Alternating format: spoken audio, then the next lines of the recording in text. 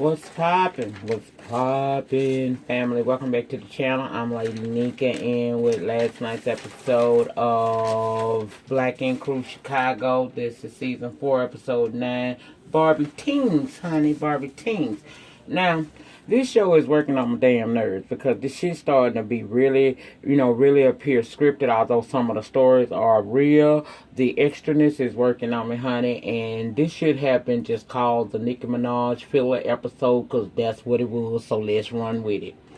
Now, Sea4 informed the Loyal Inc. family that he was headed to Cali and Ryan went with him. Plus, he doing a pop-up shop while he out there, so it's going to be good for both of them. He taxed this Chris Lofton person of Ballers who he, when he ran his pop-up shop and whatnot, he was able to sell some 9mag gear and fans did show up to support. So this was Ryan making moves and I was here for it, right? He also gets a call from Junior while he's there saying that the police came by and wanted to talk to Ryan because apparently he's been named in this vandalizing situation that's going on concerning when he left the old 9mag location, which is now the new location for Loyal Inc. Now, y'all remember back in the beginning of the season when Van and Charmaine and them came back to the shop. It's alleged that Ryan had vandalized the shop and even shot a gun into the walls. Well, the building owners apparently have filed charges, or they are in the process of something going on where this made news. Now, they spoke with Charmaine. Charmaine thought that she was talking about the violence in Chicago and the building itself. Child, some kind of way, they done spliced and diced stuff like they do in media all the time, and it's coming across like Charmaine was basically talking against Ryan. She was not. She ain't never tried to implicate him on anything. But,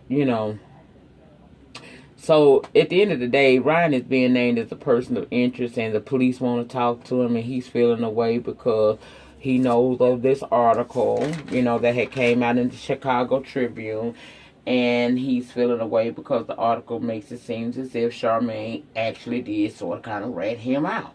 Now, back at Loyal Inc., they discussed it, and Charmaine said she didn't know that they were going to do this, and that ain't what she said. She was talking about the building, what they was doing, and the violence that goes on inside of Chicago. The rest of the crew basically is saying that it's karma. You get what you put out. Van let us know that there's surveillance systems all over that damn place, and on the surveillance system it does show Ryan having left the shop with what appeared to be a weapon. So they not angry, but maybe the building owners were angry about the situation. Now, back in LA, Ryan and Sea4 goes to the home of London on a track, and he meets his team to include a rep from Spotify as well as London's mom, Cheryl, who basically make deals all day and work behind the scenes making things pop.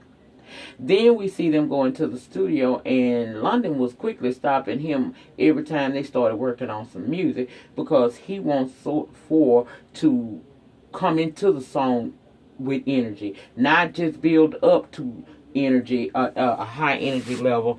Sea4 in London was bumping his. Plus, the way he's pressuring him with words was kind of harsh, but I get it. He doing it to make Sea4 get to where he feels he's supposed to be. It's kind of a no pain, no gain type of thing, and Sea4 was feeling it, but he pushed through, letting you know that he wants to be here. Later on, they go to the club, and London explains that it was done to push him to his greatness that he sees in Sea4, and Sea4 understood that. Meanwhile, Nicki done come to town because Sea4 had been telling her that things have been kind of rough the last few days with London, and she just wanted to show up and give him a little stress reliever. So she done showed up. She put flower petals all over the house to put on her some old white lacy come fuck me gear, and Charlie getting ready to do some things to him. She ready to revitalize that good man, huh? Sounds good, don't it? Well, it would have been good, but he didn't immediately return. She ends up being there until 5 a.m. to which he comes in drinking, him, Ryan, and the third party. She got to cover up. Everybody's surprised to see her there. She said, I showed up to surprise you. Like, I didn't know you was coming. Of course you don't know, because it's a surprise, dummy. Well, Ryan and the other guy did leave, and I appreciated that, and they played around the chat. She was acting like she wasn't going to give none, but we know she did. Now, let's go back to when Ryan and 4 first came to L.A. 4 and Ryan was going to hit up, 4 asked Ryan was he going to hit up Cat while he was there. He said it ain't no beef, but he will not be contacting the person. He got into hot water with his lady over, and also that situation led to the dismantling of the original 9 Meg gang. So, no, he ain't doing none of that. Well, he feeling the ways about all the shit going on back down in Chicago when he gets hit up by Nicki Minaj to come see her.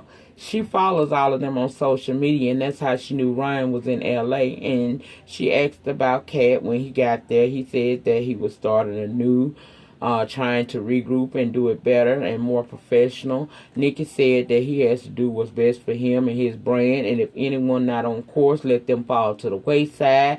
But don't let anyone stop your growth, and I totally agree. I said before, and I'll repeat it, I don't knock Ryan for what he did to grow, but I don't like the fact of how he did it. Look at the old crew. Can you blame him? They still arguing and fighting. Every episode, it's been something over that Laura Inc. So, that's not what's up if you're trying to elevate, Sometimes you simply can't roll with everyone to get to that successful place you aspire to be, and it also you can't roll with everybody if you want to have some peace of mind. I know this personally, okay? Sometimes you got to roll solo dolo. Progress is gonna come, even if it comes slow. You still have to do that, and that's why I roll solo dolo, and I'm happy as shit with that. Ryan, keep showing these people how it's supposed to be done.